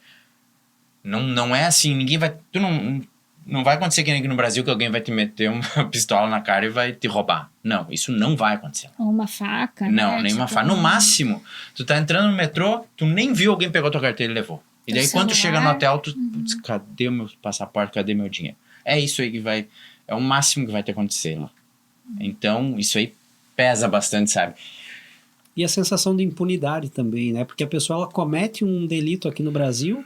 E dependendo da gravidade ali, daqui a pouco ela tá livre novamente, né? Tipo... Hoje em dia, até crimes mais graves tá complicado, sabe? E eu tava insatisfeito já com o sistema, por conhecer o sistema legal no Brasil, que não funciona, infelizmente. Eu tava bem desanimado e eu pensei... Eu não quero. Eu tô vendo que não... Sabe, tu trabalha e tu não vê resultado. Enxugar gelo. Enxugar gelo, é isso aí, sabe? Tu fica, às vezes, meses numa investigação, aí tu pede um mandado de busca, às vezes tu não consegue, né? O juiz nega. Ou, às vezes, tu consegue, tu vai lá e prende o cara e daí no outro dia ele tá solto. Então, é frustrante. É um trabalho todo que vai por água abaixo, né? Não, e a gente vê que tem muita gente que tem vontade de trabalhar, quer, só que o sistema não te deixa, não te deixa fazer, né? E com relação aí entra um pouco da nossa área aqui, de empreender, né? Hoje o Brasil é um dos países que tem mais carga tributária. Um empresário médio, pequeno, paga um absurdo. Um maior, então, nem se fala. Isso também é mais fácil, mais acessível a empreender na Itália, na Europa ou não? Como é que é essa questão lá, vocês que estão vivendo lá hoje? A Itália tem uma carga tributária bem grande. Bem alta também. Mais alta. Mais alta. Tanto para o trabalhador quanto para o empresário. Certo, então. E hoje, vocês, qual a área que vocês estão trabalhando? E queria que vocês falassem, então, quando chegaram lá, qual que foi a primeira cidade que vocês chegaram e onde vocês se acomodaram e também trabalharam onde? Como é que vocês se organizaram lá? Nós, quando a gente ficou residindo numa cidade perto da província de Modena, né, para fazer esse processo. E, bom, a gente pensou, né, a nossa expectativa é que o processo fosse durar 3 meses, né, que fosse uma coisa rápida, assim, né, para depois a gente estar com nossa documentação e poder seguir a nossa vida, né, poder começar a trabalhar, enfim. Bom, chegando lá, sei que tu... Pode falar. A gente ficou residindo na... Não sei como é que tu quer falar assim. Na casa de uma senhora. A gente pagava aluguel pra ela, só que a gente morava... Tipo assim, a gente morava junto com ela, né? Isso. Mas como é que vocês conheceram? Tipo, vocês chegaram no aeroporto, chegaram... Não, a gente já tinha tudo combinado com ela. Tudo combinado. Aqui no Brasil vocês Porque, já tinham assim, organizado essa... Teve um filho dela que fez um intercâmbio numa universidade aqui em Passo Fundo, não vamos fazer marketing de graça para eles, né? E aí uma prima minha tinha hospedado esse rapaz na casa dela. E daí ela tinha ido pra Itália, também tinha ficado na casa dessa senhora. Então a gente já tinha essa pessoa conhecida. Uma ligação, então. Legal. Então, como para fazer o processo a gente precisava ter residência na Itália, a gente precisava ter ter, como é que eu vou dizer, morar, né, ter uma casa, enfim, e ter como comprovar que a gente estava morando lá. A gente entrou em contato com essa pessoa e combinamos como que a gente ia fazer, né, pagar o aluguel e tal. Certo. Então a gente foi direto, a gente já sabia que a gente ia ficar na casa dessa pessoa, então a gente já chegamos, a gente ficou uns 4 dias em Milão e depois fomos direto para essa cidade para fazer o processo. Que a nossa ideia era chegar e já iniciar o processo, né? E então a gente ficou, como a gente falou, a nossa expectativa é que o processo demorasse 3 meses, mas no final demorou 8 meses, né? Então... Esses 8 meses vocês ficaram lá. A gente ficou morando lá. Fixaram Porque residência lá. Isso, porque a gente precisava estar residindo, morando lá. A gente não podia pegar e voltar para o Brasil ou ir viajar e ficar fora, né? Uhum. Porque lá, para você ter uma residência, não é que nem aqui no Brasil, que daqui a pouco tu tem uma conta, alguma coisa no teu nome, que ela já indica que tu tenha residência, né? Lá você precisa fazer um contrato no teu nome, ou no caso dela que estava nos hospedando, ela teve que fazer um contrato de aluguel com nós. A gente teve que encaminhar na prefeitura esse contrato e a prefeitura depois encaminhou para a polícia esse contrato. E aí a polícia, depois de alguns dias, ela vai lá na residência para ver se tu realmente está residindo lá. E se a casa comporta realmente o número de pessoas que estão ali morando, né? Então, por exemplo, tu não pode ter, sei lá, ter uma casa pequena e tá dizendo que moram 4, 5 pessoas, eles vão verificar e se não cabe exatamente aquele número de pessoas, tu não pode morar ali, né? E... Uma tentativa de burlar o sistema, talvez, né? Tipo, indicar que uma pessoa mora ali e ela nem esteja, né? Por isso que eu acho que tem essa verificação também, né? E aí, então, com a residência fixada, né? Com esse processo feito, a gente conseguiu dar início ao nosso processo da cidadania, que daí a gente caminhou, é a prefeitura que faz todo esse processo, né? Então, a gente iniciou ali, né? E uma das coisas, assim, que a gente não comentou, a gente estudou o italiano, a gente estudou em casa, né? A gente começou a estudar 1 ano antes de ir, né? E tanto que a gente ouvia só rádio italiana, que falava só italiano e só tocava música italiana. Então, ali nos últimos dias, a gente entendia quase tudo que a gente ouvia, assim, tipo, nos vídeos do YouTube. Filme é mais difícil, né? Mas, tipo, a gente fazia aula que eu digo... tem aquelas aulas grátis no YouTube, sabe? Todos os dias, na hora do café da manhã, a gente fazia uma aula de 10 a 15 minutos. Todos os dias, durante 1 ano, mais ou menos. Praticavam. Isso é uma coisa que ninguém faz. Geralmente, o pessoal que vai pra lá, vai sem saber falar nada. E aí, tem uma dificuldade enorme. Até para conseguir emprego, porque tu vai trabalhar e tu não consegue falar o idioma. Mesma coisa quando vem um imigrante, tipo, se tu fala espanhol, beleza, a gente entende. Mas se tu vem lá da África, por exemplo, do Senegal, que eles falam francês, tu chega aqui, tu não sabe falar nada em português. Vai um tempo até tu conseguir. Até acostumar e pegar, né, as palavras. Mas, embora o idioma italiano, ele tenha algumas similaridades, Sim. mas tem palavras que são totalmente desconhecidas e a velocidade, né, que se fala, né? Então, é difícil, né? Até o Rui, ele teve muito contato com esses avós dele, que eram de Marau, e eles falavam muito dialeto vêneto ali, né?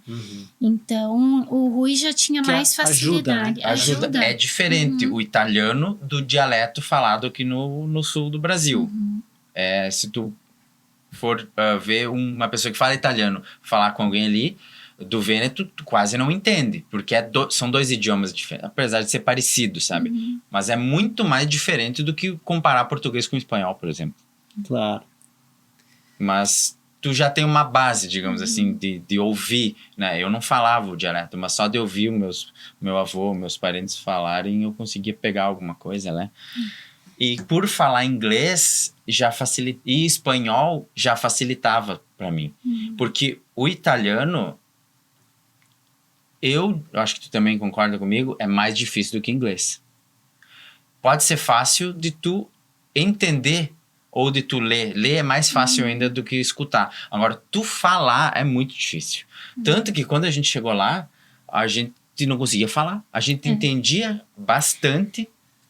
Porque assim, apesar da gente ter estudado em casa, a gente estudava, que nem o Rui falou, ouvindo rádio, ouvindo as lições, né, de italiano nas aulas, tipo, do YouTube e coisa.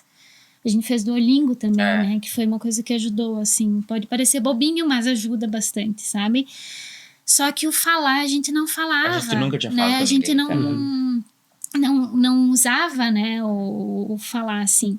Então, foi uma coisa muito estranha, porque quando a gente chegou em Milão e a gente foi pedir um café na cafeteria, assim, a primeira coisa que a gente teve que usar, acho que o nosso italiano, a gente travou. Foi muito estranho, porque a gente entendia tudo que eles pediam, só que a gente não conseguia falar, né? E daí, Então, só fazer um parêntese, quando eles veem que tu é estrangeiro, eles já falam inglês. Eles já E começam. daí, tu tá querendo falar o italiano e o cara começa a falar inglês contigo, sabe? Então, isso aí às vezes atrapalha, mas hoje, mesmo que a pessoa comece falando inglês, por mais que a gente fale bem italiano, mas a gente continua falando italiano. Eles percebem que tu é estrangeiro, Claro, porque mas eu continuo, porque eu pra quero... pra exercitar, para você né? exercitar e praticar, né? E tanto que nessa casa que a gente ficou com essa senhora, ela falava português também. Porque então, ela já tinha morado uns que anos legal. atrás no Brasil. E ela conseguiu também Mas ela- aprimorar o Só que assim, a gente pedia para ela só falar em italiano com nós e a gente se comunicar com ela também só em italiano. Então foi ali que a gente aprendeu bastante também, né? Então foi ali que a gente exercitou e ouvindo todo dia o italiano, porque também é diferente de tu estar numa experiência só eu e o Rui, por exemplo, se a gente tivesse ficado sozinho, a gente só ia falar em português. Como tinha uma outra pessoa, né, que falava italiano e ela nos inseriu ali no meio de amigos dela, então todos italianos, a gente conseguiu exercitar muito mais, né, a língua. Então isso para nós foi muito bom, né? Foi uma escola. Uhum. Que legal. Bom, passou 8 meses, aí vocês continuaram ali, vocês foram para algum outro lugar da Itália, como é que foi depois? Então, passados 8 meses, a gente fez toda a nossa documentação, que daí quando o processo ele sai, né, então o processo, tu consegue fazer teus documentos, identidade, tudo, né? Vira um cidadão italiano. Vira um cidadão italiano, isso. E aí, com esses documentos, a gente já estava se planejando o que a gente ia fazer, né? E a nossa cidadania, ela saiu, foi em junho de 2023, foi bem quando começava o verão na Itália, né? Que já estava começando a temporada de verão. E a gente ficou sabendo que locais litorâneos, praias, enfim, tinha muita demanda de trabalhos para a área hoteleira, enfim, toda essa parte de turismo, né? E aí a nossa ideia era trabalhar exatamente nesses locais, né? Que aí, como que funciona? Eles te contratam, fazem um contrato temporário, só para essa parte do verão, e às vezes eles te dão hospedagem e comida também, né? Que daí era a nossa ideia, porque a gente saiu dali, a gente não tinha muito rumo para onde que a gente ia ir. E como a gente ficou 8 meses sem poder trabalhar, sem poder fazer nada... É só para abrir um parênteses. Em tese, via de regra, tu não pode trabalhar enquanto tu espera o processo de cidadania. Então, é só gasto. Então, tu saiu daqui com reais, tu foi pra Europa com reais e lá tá 6 vezes mais caro. Isso. Então, é só gasto. E daí, tem alguns lugares que tu consegue trabalhar, que aceitam um documento lá, como é que eu te dizer? É um recibo... não é bem um visto. É que assim, como a gente entra... quando a gente entra para a Itália, a gente entra como turista ainda, né? Mesmo para fazer esse processo, tu entra como turista. Só que o visto de turista são só 3 meses. E como esse processo ele não tem uma data exata de quando ele vai terminar, durante esse processo, enquanto você está como turista, tu tem que pedir um visto de permanência por espera de cidadania.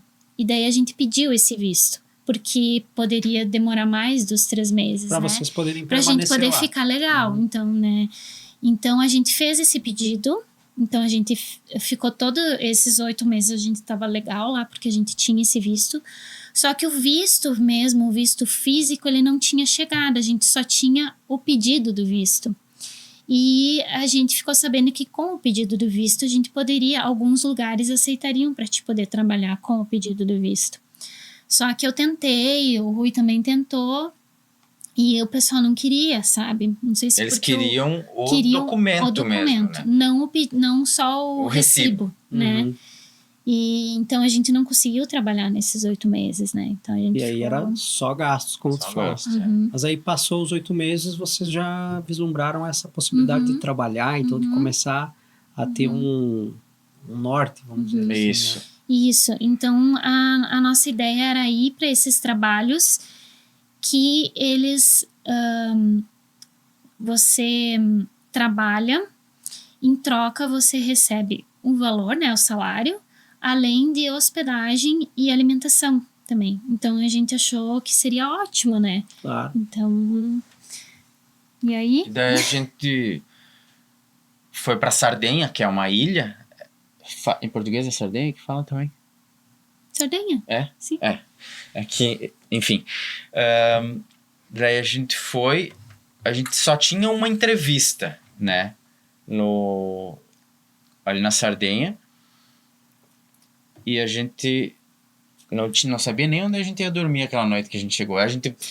Na verdade, assim, antes de sair a cidadania, a gente já estava mandando nossos currículos para vários lugares. A gente criou um currículo em italiano e com as nossas experiências dentro daquilo que a gente queria trabalhar, né? Então, eu fiz um currículo voltado para a área da gastronomia, que era onde eu queria trabalhar, e o Rui fez voltado para a área de bartender, que era... Que eu tinha trabalhado no navio, como ele né? já Eu tinha trabalhado em no bar. navio. Então, a gente fez esses currículos e antes mesmo de sair a cidadania, a gente já estava mandando para os locais. Então, a gente mandava para cidades litorâneas, na Sicília, na Sardenha, na Puglia, que é mais na parte do sul da Itália, né? São regiões São turísticas regiões da bem Itália. turísticas, né? Então, a gente... quando saiu a cidadania, a gente não sabia exatamente aonde que a gente ia ir. E a gente tinha combinado com essa pessoa que a gente estava alugando que no próximo dia que saísse a cidadania, a gente já saía dali. E foi bem isso que aconteceu. A gente pegou a cidadania e no outro dia a gente já estava saindo dali. E a gente meio que saiu... Quando a gente pegou o carro e a gente estava saindo, a gente vamos ir para Sardenha então, né? Isso. Então, a gente decidiu meio que ali, assim, né?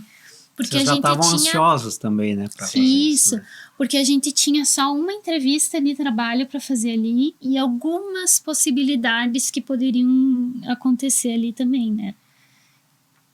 Enfim, daí a gente fez a entrevista, né? Primeiro a gente fez por videochamada. Daí o cara disse, não, venham aqui final da tarde pra gente se conhecer pessoalmente, né? Seria uma segunda entrevista. E aí, nesse meio tempo...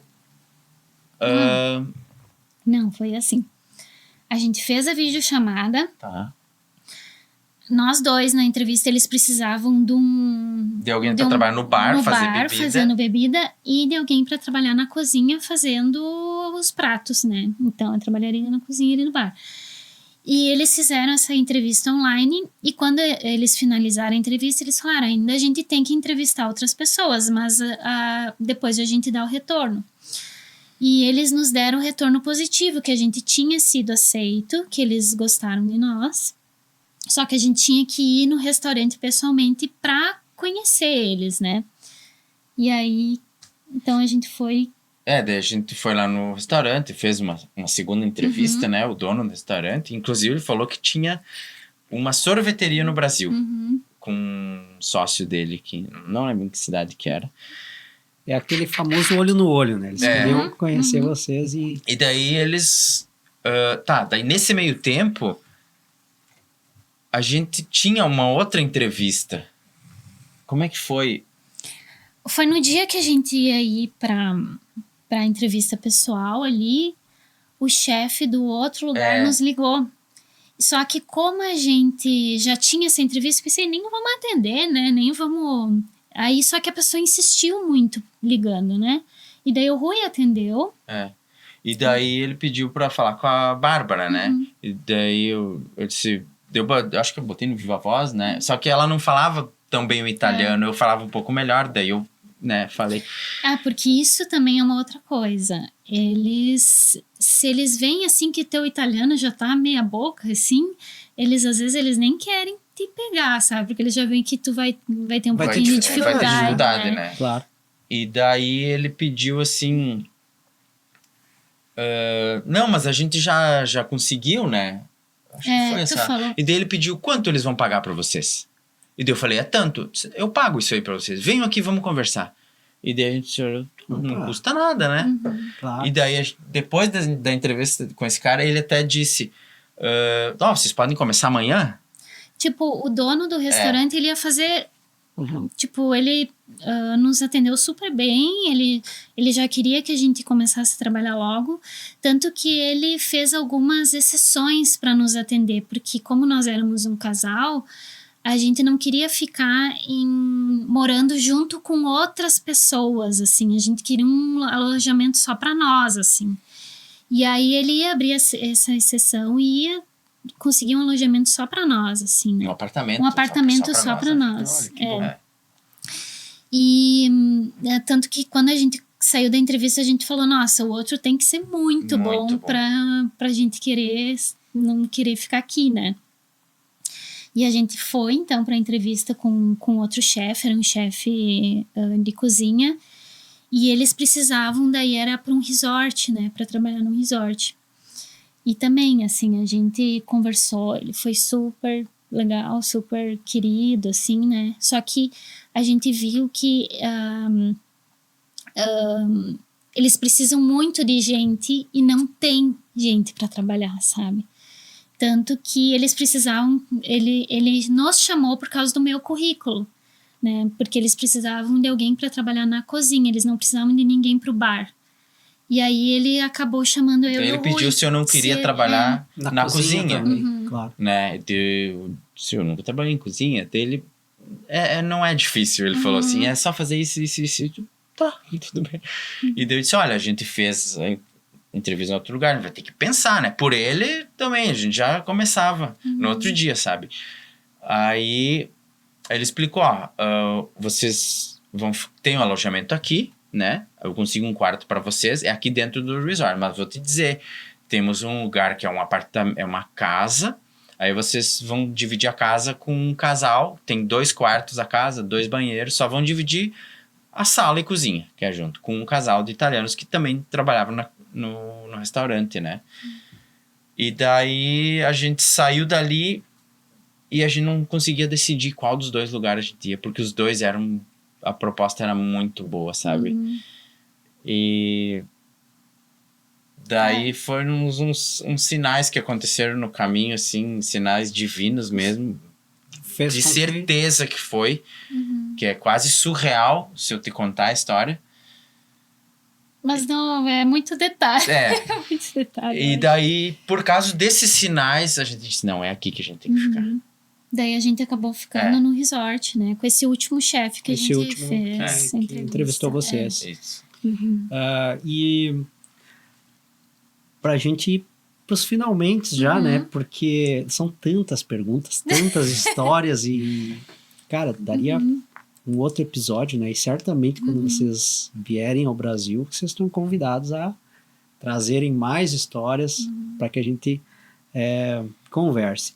Mas eu queria conversar com você sobre 2 coisas. Primeiro, uma que você falou sobre a Sérvia, que tinha alguma história engraçada lá. Sim. queria que tu relembrasse sobre a Itália ainda. Como que está hoje, o momento atual de vocês, e falar da tua introdução no meio artístico, né? Uhum. Também está trabalhando como ator lá agora, né, Rui?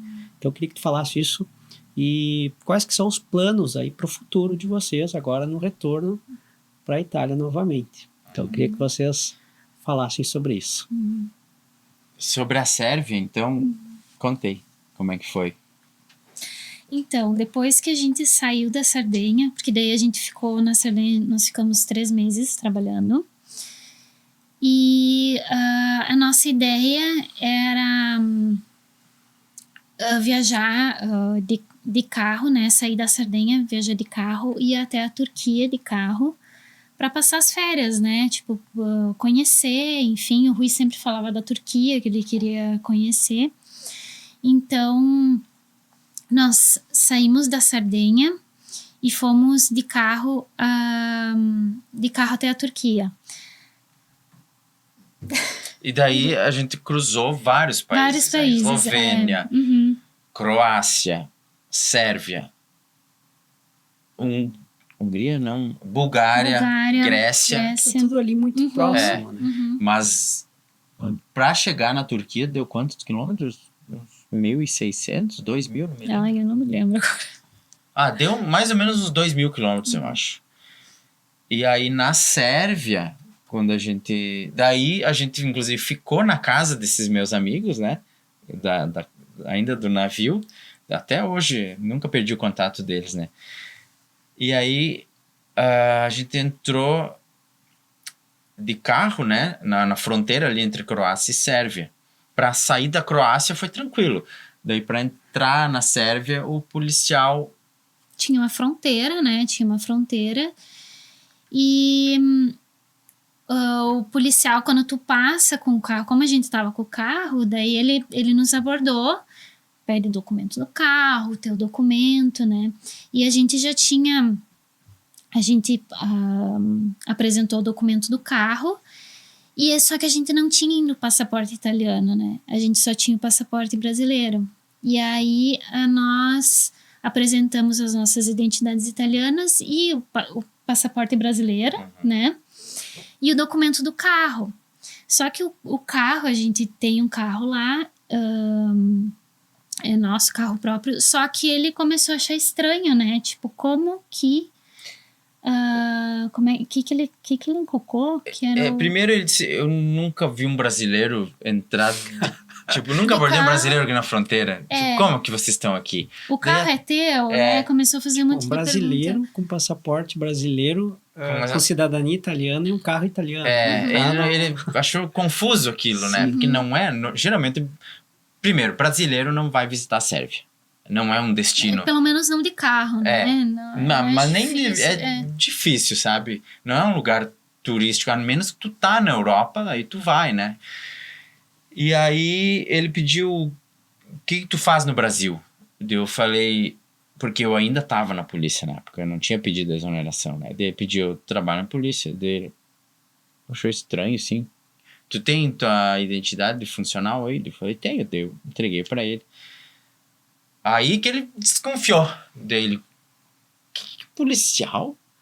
Não, daí ele pediu, tu é o quê? Tu é um detetive? O que tu faz, né? Porque lá de polícia civil, e lá não tem isso, não existe polícia civil. Polícia é uma polícia. Tem, por mais que tem várias, é polícia, entende? E aí ele, tu é detetive particular? Eu disse, não, sou policial civil, como se fosse um investigador aqui na Sérvia dele. Tá. Daí foram lá pra dentro. Aí eles entraram numa salinha. Numa salinha e apagaram a luz. Deve ser agora. Eu falei pra eles, estão olhando nós, né? Pra ver se a gente fica nervoso e tal. Mas não tinha que temer, então, né? Só que tu fica um pouco tenso, tipo, sim, será que ele vai me barrar? E a gente vai... Daqui a pouco a gente não pode entrar no país, né? E coisa, a gente ficou com aquilo assim, né? Só que ao mesmo tempo tu sabe que tu não tem nada errado, né? Mas é que vai saber, né? Sim, é um país estranho que vocês não estavam habituados, né? E ele achou estranho ainda porque eu cheguei e falei, Ai, Eu falei em sérvio, porque eu sei falar meia dúzia de palavras, frase em sérvio, e quando eu cheguei eu falei bom dia, ou era boa noite? boa noite. Era de noite, dobry wieczór, que é parecido com o polonês, né? E daí o cara achou assim, como que um brasileiro sabe falar sérvio? Resumindo a história, tá? O cara achou que nós tava... Aí ele pediu ainda, pra onde vocês estão indo? Daí ele E falou, daí pra Turquia. Pra Turquia. E eu não... Depois a gente Depois eu ficou fiquei sabendo. sabendo que a Turquia é da onde vem a droga pra Europa. Vem da Turquia. Então ele ligou, né? Ele ligou, fez o tá. link, Essa tu tava gente indo lá estranha. buscar mercadoria e ia voltar, É. trazer pra... Tá, mas tu te coloca tu como policial, né? Tu interpreta... Eu me coloquei cara, no lugar dele. Claro, Tanto- brasileiro. Sim, exatamente. Tanto Tanto que eu me coloquei no lugar dele que eu dei uma dica pra ele que eu não imaginei que ele fosse fazer. Daí ele, quando porque- ele foi me entregar o documento, e dele, desculpa a demora, a gente ficou Mano, tinha ficado só uma meia hora. Ali. Daí ele foi entregar o documento dele, desculpa, é que tu sabe, né, pô, tu vem do Brasil, não é normal um brasileiro tá de carro aqui, com um carro italiano, tu tá indo pra Turquia. Daí eu falei, não, eu te entendo, se fosse no Brasil, nós ia revistar o teu carro. Pronto. E aí ele revistou o teu carro? Aí eles revistaram o E carro. daí ele tava pra entregar a carteirinha, assim, daí ficou mais um tempo lá. daí ele já puxou a carteira de volta. E daí ele começou, só um pouquinho. E daí ele foi lá dentro Foi lá de novo, conversar com o desligou a luzinha. E Mais nós, um pouco daí eles iam nós, contratar o Rui pra ser o chefe deles. né? Mais ou menos. Daí, nossa, o que eles vão fazer agora? E daí, nisso veio mais um cara junto. E daí eles começaram a revistar todo o carro. Daí pediram pra tirar mala, tirar Mas aí, tudo. Daí, porque, tipo, era normal, era comum a droga vir, né? Vocês, É. teoricamente, estariam buscando. Então, naquele momento, não teria nada mesmo. e daí ele vinha com a lanterna, daí já tava escuro, né? Já tinha escurecido, assim. E ele vinha, ele olhava dentro do rádio, ele olhava assim no câmbio da marcha, ele olhava por tudo. Ele tirou as malas, ele começou a revistar o que tinha dentro das malas, né? E, bom, ele fez tateava jirica, por né, tudo, né? No carro. E daí, nossa, é mais uma história pra contar, porque... Daí no final da história a gente já ainda pediu pra tirar uma foto junto com ele, sabe? Daí ele só não Só não posta. posta. Não posta. Tá, Não, tudo bem. tranquilo. E daí, não, é engraçado, né? Mas eu digo, o mais engraçado, quando a gente tava voltando, a gente viu numa notícia que um carro da embaixada brasileira Da Bulgária. tinha sido apreendido Com droga, na Turquia, né? vindo da Turquia com 50 quilos de cocaína. Um carro da embaixada brasileira. Olha aí. Então, por isso, né? Normal a Tem desconfiança. história, né? né? Então... Mas isso o policial esse não sabia Não ainda. sabia, porque isso foi sim, depois. foi depois. Entendeu? Daí até a gente comentou, meu Deus, só falta os caras terem ficado sabendo disso e ter os nossos dados, nossa placa, a hora que a gente estiver saindo, os caras vão parar nós de novo e vão revistar tudo de novo, sabe? Só o tempo que demora e tal. Mas enfim, a aventura da Sérvia, fechando parênteses, foi... Legal. Bom, e então, o Rui como ator, né? Como é que tá lá? Eu vi algumas coisas, né? Interessante também falar que vocês têm os perfis, né? A Bárbara não tanto, mas o Rui tem bastante fotos, vídeos se movimentando lá pela Itália, mostrando locais turísticos também. Eu venho acompanhando vocês. Né? E tu fez alguns trabalhos já, né, Rui? Então eu queria que tu falasse um pouco sobre isso. Sim. E aí entrando na parte final do nosso podcast também sobre os planos agora no retorno para a Itália. Bom, desde que eu me conheço por gente, eu queria ser ator, né? Desde criança. Mas eu nunca fui atrás, porque no Brasil, se tu não vai pro Rio ou São Paulo, tu não vai ter uma carreira como ator, né? Tu não vai conseguir viver disso. E quando a gente decidiu de ir pra Itália, me acendeu aquela luz de novo. Cara, lá tu vai estar mais perto digamos, da indústria cinematográfica, que é em Roma. Na Itália é em Roma, né? Tem Milão, mas é menos. Milão é mais publicidade, comercial, essas coisas. Até porque o país é menor, né? Também, então, territorialmente falando, é mais fácil.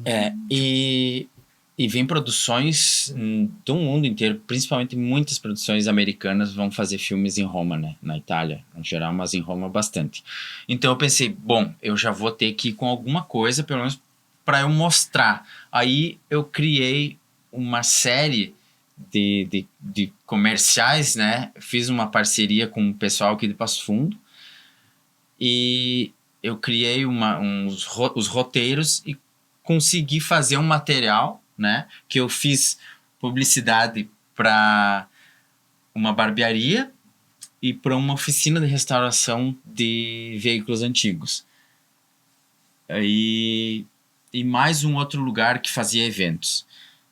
E aí, com esse material, eu tive pelo menos alguma coisa para mostrar para eles lá, né? Você atuando. Por mais que fosse em português, mas eu botei legenda em inglês, né? Então, com esse primeiro material, eu consegui fazer um curta-metragem lá, né? Mandei primeiro, tu manda o material, depois eles te chamam para fazer uma como é que chama? Audição. Tipo Um teste, né? Um teste. Uhum. Aí, esse primeiro trabalho que eu fiz era para ser em inglês, só que no fim eles não conseguiram todos os atores que falassem inglês, daí acabou sendo em italiano. Mas a minha parte era breve, então não foi difícil, né, de falar italiano aquilo ali. E aí depois eu consegui um papel numa série. Uma série internacional que foi gravada lá. Foi 2 meses de gravação.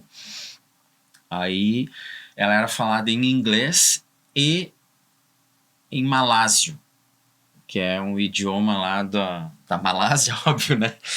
E tinha atores britânicos, escoceses, franceses e italianos. E um turco. O protagonista é um ator turco, que é bem conhecido na Itália e no Brasil também. E aí, ali eu fui conhecendo mais pessoas que trabalhavam nessa área, né? E foi surgindo outras oportunidades. Daí eu participei de vários curta-metragens lá.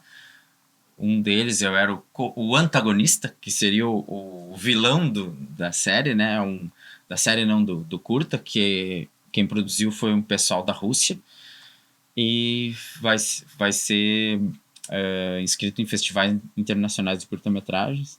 Aí eu fiz também um comercial para uma empresa suíça, mas foi gravado na Itália, em Florença.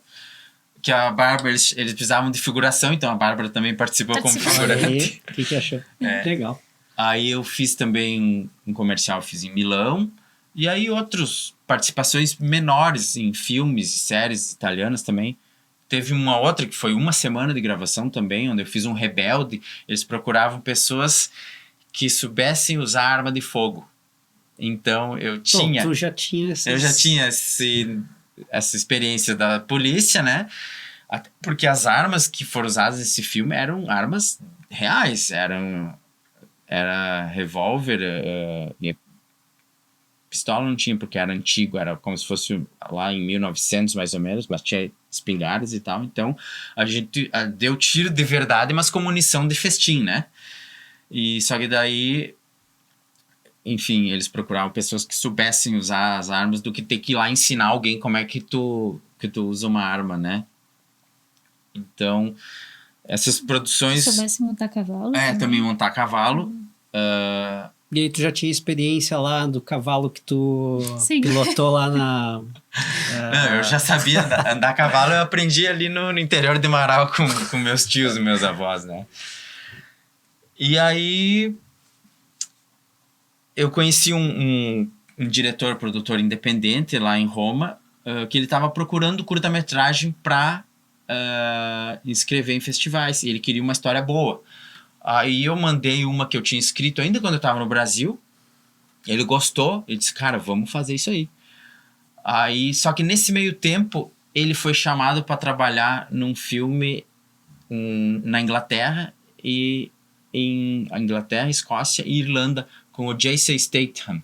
Não sei se tu lembra desse ator. É um ator irlandês, se eu não me engano. Ele fez aquele filme Adrenalina e fez um outro filme, os mais famosos.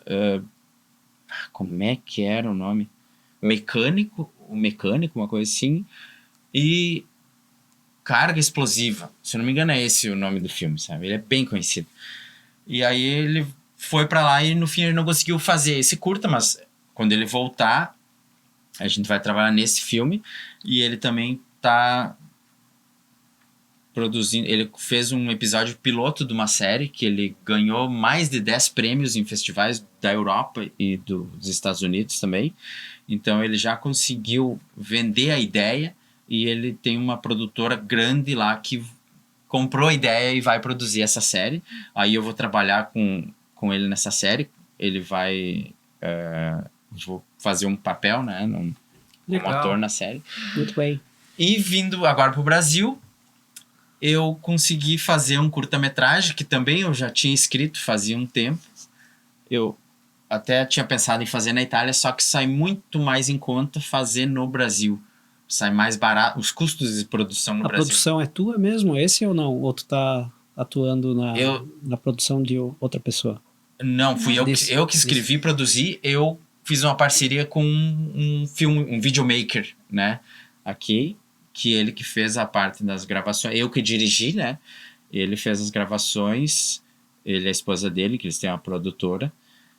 E a gente tá na parte da edição agora. Já foi gravado, foram 2 dias de gravação, né? E esse filme também a gente vai inscrever em festivais nacionais e internacionais de curta-metragens. Muito legal. Então, um sonho realizado, né? Exatamente. Que legal, que maravilha. Cara, a conversa é muito boa. Bom, falando de futuro, então. Voltando para a Itália, qual que é os planos de vocês, então, voltando para lá? Você está na área da gastronomia ainda. E o Rui, então, vai seguir agora essa carreira, né, que está começando, mas que é promissora, né, Rui? Tá na veia, né, do artista, né? Então, fale um pouco aí desse retorno e como que vai ser. E uma coisa interessante que eu queria que vocês deixassem, as redes sociais de vocês, para que o nosso público que vai estar vendo, assistindo este podcast possa acompanhar o trabalho de vocês.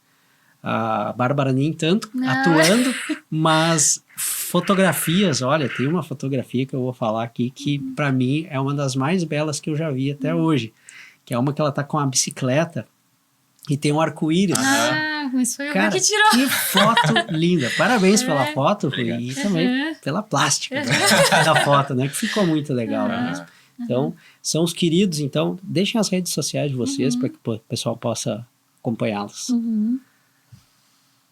Dica? A minha é no Instagram, acho que tá nem acesso tanto, mas é @barbrown, eu acho que é. Fala devagar. @barbrown, BARBRAUN.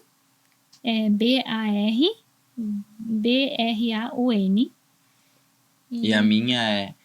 Eu mudei o nome artístico, né? De Rui para Roy. Então é ROY _ Nascimento _ Então é Roy _ Nascimento _ Maravilha.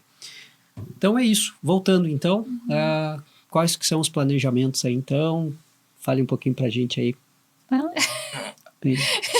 Quando é que vocês voltam? A gente vai voltar ao final do mês. Final do mês. Então, eu tenho que concluir esse curta-metragem e também o clipe de uma banda, porque eu fiz essa parceria com essa banda de rock instrumental, que eles estão fazendo a trilha sonora do filme, e aí eu vou produzir o clipe da banda, que vai ser como um filme, na verdade o clipe vai ser um filme, entendeu? E a gente vai fazer o clipe da banda. Até o final do mês a gente vai voltar para a Itália daí. E eu vou seguir nessa parte, né, artística. E a Bárbara vai seguir na gastronomia. E qual né? que é a cidade que vocês estão morando hoje? Hoje a gente mora em Ladispoli, que é uma cidade, é do lado de Roma. Fica 45 minutos de carro de Roma, ou tem um trem da meia hora até a estação de São Pedro. É uma cidade litorânea muito bonita. E eu também, eu vou seguir, a ideia é seguir na parte da gastronomia, mas eu sigo fazendo projetos também, projetos à distância, né? Então é isso aí. Que legal. Muito bom recebê-los, tá? Queria agradecer vocês por tirarem esse tempinho, né? De virem aqui, conversarem com a gente, falarem tantas histórias legais. Claro que poderíamos falar muito mais, se a gente também tem um tempo aí que a gente acabou limitando, né? O nosso bate-papo. Mas fica o convite para uma próxima vez que vocês estiverem no Brasil, a gente fazer mais uma parte aí dessa história que segue, né? Você como um ator sabe, né? Que toda a história ela tem parte 2, parte 3, trilogias, enfim. Aqui também certamente vai ter uma parte 2 com vocês aí. E obrigado mais uma vez pela disponibilidade de vir. Dizer para o pessoal, né? Que inscrevam-se no nosso canal, também curtam e compartilhem esse conteúdo para mais pessoas poderem acompanhar. Muito obrigado, pessoal. Obrigada. Obrigado, Alex. Agradecemos o convite de poder participar e contar um pouco da nossa história e que, quem sabe, sirva de inspiração para alguém que está pensando em se mudar do país, né? Morar fora, ou até para fazer uma viagem que seja um sonho, né? Que seja uma inspiração. Inspiração, Né? exatamente. Muito bem. Obrigado. Obrigada. Grande abraço. Até a próxima. Tchau, tchau.